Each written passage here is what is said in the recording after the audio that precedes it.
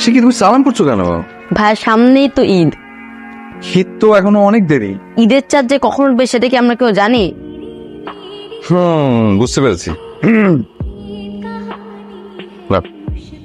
খুশি মোবারক বলে তো যাও। ঈদ মুবারক ভাইয়া। এই ছেলে বড় হলে পাকা ব্যবসায়ী হবে। আর কেউ কি আসবে? আমি কে জানি। মশা আছে, দরজাটা আটকে দিন। বাসর রাতেই বিড়াল মারতে হবে, আর আজ জীবন কন্ট্রোলে থাকবে। আমি পানি খাবো। হ্যাঁ ও পানি পানি হ্যাঁ। যাচ্ছ যখন ফ্রিজ থেকে ঠান্ডা পানি নিয়ে আসবে। আমি ঠান্ডা পানি খাই। আমি হ্যাঁ, না করে তাকিয়ে আছো কেন? যাও হ্যাঁ ঠিক আছে। তাড়াতাড়ি। তুই পারিসও বটে। একদম বাসরতি ভাইকে দিয়ে মশারিও টাঙিয়ে নিয়ে করবো। দেখি গলার টোন চেঞ্জ করে আমাকে ডোমিনেট করার ট্রাই করছে। এটা তো হতে দেওয়া যাবে না। বিবাহিত জীবন কেমন লাগছে? তোরে চলে এসেছি, এটার জন্যই খারাপ লাগছে। অনেক কেয়ারিট। দোয়া করি তো নতুন জীবনের সাথে মানিয়ে নি। দোয়া করিস। তুই কেমন? আবার মাথায় তুলে নাচিস না, একটু সুযোগ দিবি। শরীর এমনি অনেক ভালো আছে। তাতে ভাইকে দিয়ে হাত পা টিপিয়ে নিচ্ছিস তো? কি বলিস রে? তুই তো দেখি আদর্শ বড় মতো কথা বলছিস। 4 থেকে 5 মিনিট করে হাত পা চিপিয়ে নে। এভাবেই ডমিনেট করতে হয়। ভালোবাসা দিয়েও তো ডমিনেট করা যায়, যায় না? ওই পুরুষ মানুষ হচ্ছে বানরের মতো। তুই যত সুযোগ দিবি সে তত মাথায় চলে নাচবে। শৈবান্ধার কোন দিকে পায়? হায় রে, পুরুষ মানুষ তুমি চিনি। দুই বান্ধবী ছাদে কি করছে? তোমাদের বাসায় সবাই ভালো আছে? তোমার? জি আলহামদুলিল্লাহ, সবাই ভালো আছে। আসিস কিন্তু? হ্যাঁ, তুইও যাস। আসসালামু আলাইকুম আঙ্কেল। ওয়ালাইকুম আসসালাম। মা, দীপ্ত সবাই কেমন আছে? সবই ঠিক আছে। বাসাটা কেমন যেন ফাঁকা ফাঁকা। আর ঢং করতে হবে না। দীপ্তকে বেশি ভালোবাসো। মারে, সব সন্তানই এক, সেটা সময় হলেই বুঝবে। শৈবাল কেমন আছে রে? ভালো আছে বাবা। খুব ভালো ছিল। খুবই ভালো, কিন্তু একটু বোকা। শৈবাল বোকা? কি বলিস? ও অনেক স্মার্ট একটা ছিল। কোনো কাজে তো ঠিক মতন করতে পারে না, সবকিছু আমার দেখিয়ে দিতে হয়। আসলে ভালো ছেলেরা এমনই হয়। ও হয়তো বা ওই তোর উপরে ডিপেন্ডেন্সি শো করে তোকেই অনার করছে। সকালতি করছো। না রে মা, সেটা সময় হলে ঠিকই বুঝবি। গেল বাটা যেয়ে বস, তোমাকে আজকে জর্দা রান্না করে খাওয়াবো। আচ্ছা, তোমার অনেক মন খারাপ হয় তাই না? তোমার বউ দেখতে সুন্দর না। আমার বউ দেখতে সুন্দর? খুব মন খারাপ হয়। আমার কষ্টে একদম বুকটা ভেঙে যায়। কেন যে আরো খারাপ হলো না দেখতে। বউ দেখতে কতটা ভালো আর খারাপ এটার উপর ডিপেন্ড করে তুমি আমাকে ভালোবাসো। তোমাকে ভালোবাসিটা আমি কখন বললাম? মানে ভালোবাসা তো শেষ। কতটুক ভালোবাসা ছিল? আমার ভালোবাসার কিচ্ছু নাই, সব নিঃশেষ। ভালোবেসে কেউ কখনো নিঃস্ব হয় না, হয় ভালোবাসার প্রতিদান না পেয়ে। সুন্দর কথা। তা সত্যি কথা বলো তো, আমি কি সুখী? তোমাকে সুখে রাখতে পেরেছি? কিন্তু এইটুকু বলতে পারবো যে এতগুলো দিনে সুখ সেকেন্ডের জন্য আমার পিছু ছাড়েনি।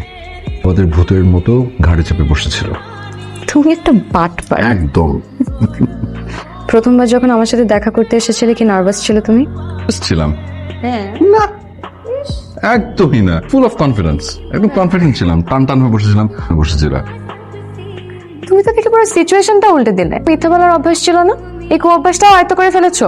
কখনো কখনো সত্যি মিথ্যা, এই পুরো বিষয়টা হচ্ছে আপেক্ষিক।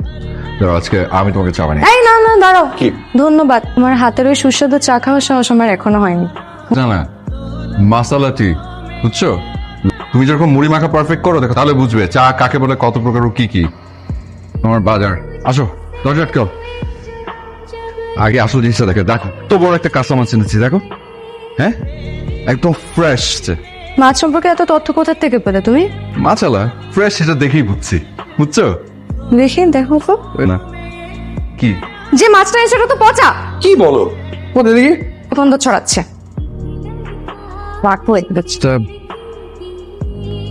মাছা মনে তোমার মতো অভিমানী, বুঝলে? তো অল্প সময়ের মধ্যে রাগে দুঃখে অভিমানে পৌঁছে গেল।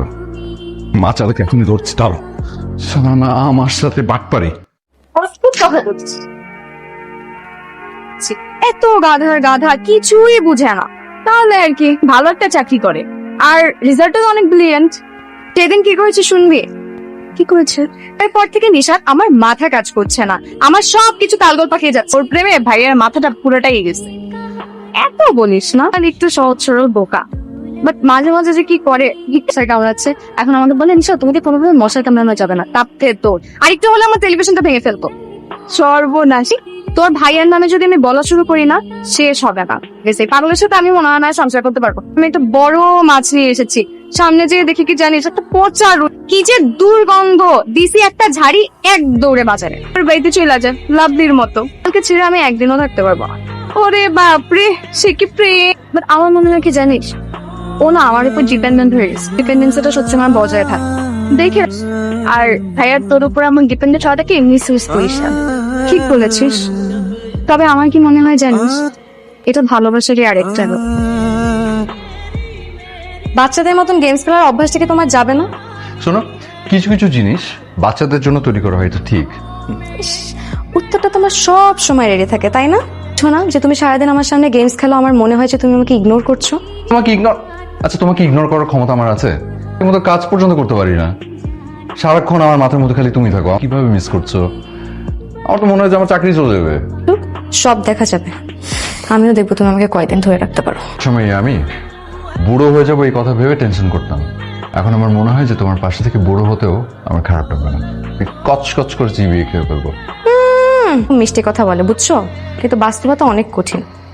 তোমার সাথে আমার শেষ যে কথাটা হবে, তোমাকে একই কথাটা বলবো। কি হয়েছে? আচ্ছা, মাথা ব্যথা? দেখো তোমার সাথে আমার কথাই যেন শেষ কথা না হয়। আচ্ছা কি হয়েছে তোমার? নিশা কি হয়েছে বলবে তো? নিশা, এই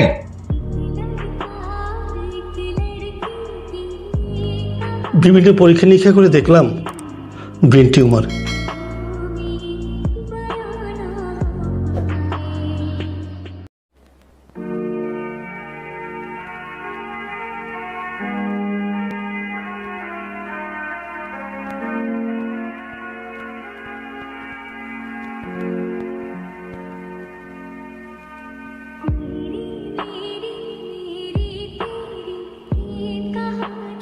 কি ব্যাপার, কি হয়েছে তোমার? আমার না এখন একা লাগছে নিজেকে। আমার নিজেকে খুব অসহায় মনে হচ্ছে। এই জন্যই তো বলেছিলাম আমার নিজেও বাঁচতে। আমার তুমি আমাকে বিয়ে না করে সত্যি সত্যি স্বস্তিতে থাকতে থাকতাম, কারণ আমি জানি তোমার কষ্টের কারণ। ভালোবাসা কখনো কষ্টের কারণ হয়? ভালোবাসাই সবচেয়ে বড় কষ্টের কারণ হয়। ভালোবাসা না পাওয়া যতটা কষ্টে, পেয়েও তাকে হারানো তার থেকে বড় কষ্ট। নিশাতে আমাকে তোমার সাথে জার্মানি নিয়ে চলো। আমি এত দূরে একা থেকে আমি তোমাকে ছাড়া না, আমি আমি আমি নিঃশ্বাস নিতে। আমাদের কমিটমেন্টটা তো এবারই ছিল। আমি প্লিজ প্লিজ দেখো, নিশাত নিশাত নিশাত শোনো নিশাত। যখন আমি আমার থাকি না, তখন আকাশ নেমে আসে ক্ষয়িষ্ণু চাঁদের আলো ঠেলে। যখন আমি আমার থাকি না, জোনাকি রাত খোঁজে নিজ শরীরের আলো ঠেলে। যখন আমি আমার থাকি না, বুনো হাঁস পাখায় কুয়াশা নিয়ে শীতের জলে কষ্টে ভাসে। কখনো আমি আমার, কখনো আমার না বৃষ্টি বাতাসে।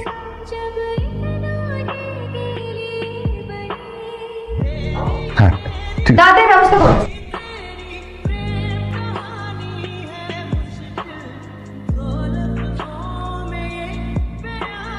মনে আছে এ ছেলে নৌকায় চড়িয়েছিল? হ্যাঁ, তুমি সুস্থ হয়ে ফেরত এসো, আবার নিয়ে যাও। তুই পচা মাছ চিনতে পারো না কেন? বিয়ের পর প্রথম প্রথম যখন বাজার করে আমার যে কি হাসি পেত। জন্যই তো এখন আর মাছ কিনি না। সব ডিপার্টমেন্ট তোমাকে বুঝিয়ে দিয়ে খুব সুখে আছি। সুস্থ হলে তুমি আমাকে কি গিফট দিবে? কি দেবো বল? আমি আমার সবটুকু তো তোমাকে দিয়ে রেখেছি। আমার আমার জীবনের কাছে কি কোনো কিছু চাও নেই, কিন্তু তোমাকে ছাড়া। তুমি সুস্থ হয়ে ফিরে এসো, আমি শুধু এটাই চাই। সকাল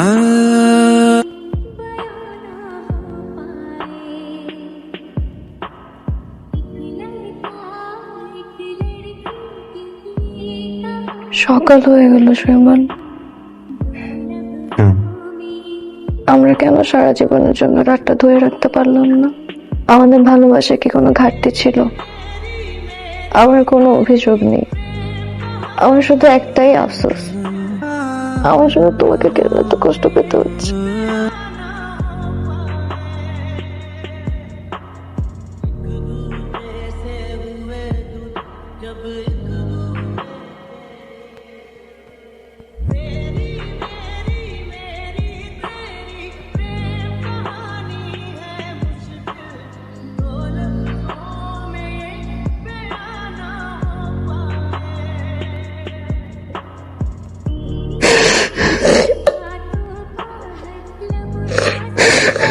তুমি জানো না, তুমি মন খারাপ করতে চলে যেতে কষ্ট হবে।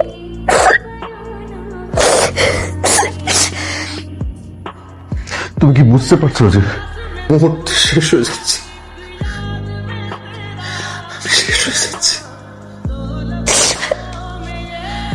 যাই হোক, কথা দাও মারা গেলে তুমি সুন্দর দেখে একটা মেয়ে বিয়ে করবে, ভালোবাসবে। এই পৃথিবীতে আমার থেকে তোমাকে কে বেশি ভালোবাসবে? নিশা প্লিজ, সাথে মিলে চল প্লিজ। তুমি আমার সাথে অপারেশন থিয়েটারেও যাবে না, ডিসেবলড হয়ে যায়, তাহলে তুমি আমার সাথে কোনো রকম সম্পর্ক রাখবে না। এসব সস্তা আবেগ দেখিও না তো প্লিজ। তাই আমাদের সবকিছু সস্তা। পূর্ণিমা ভরা রাতে কবিতা পড়ে শোনানো, দিন শেষে অফিস থেকে বাসায় ছুটে আসা, হাতে হাত রেখে কাঞ্চনজঙ্ঘা, তোমাকে ছাড়া তার মুহূর্ত থাকতে না পারো,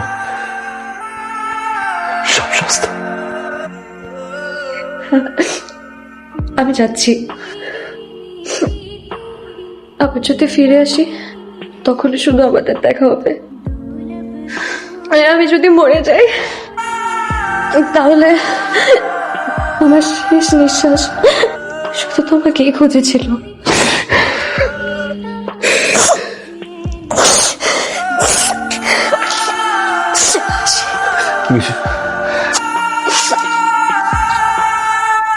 অন্ধকারের পর আলো আসবেই, এটাই প্রকৃতির নিয়ম।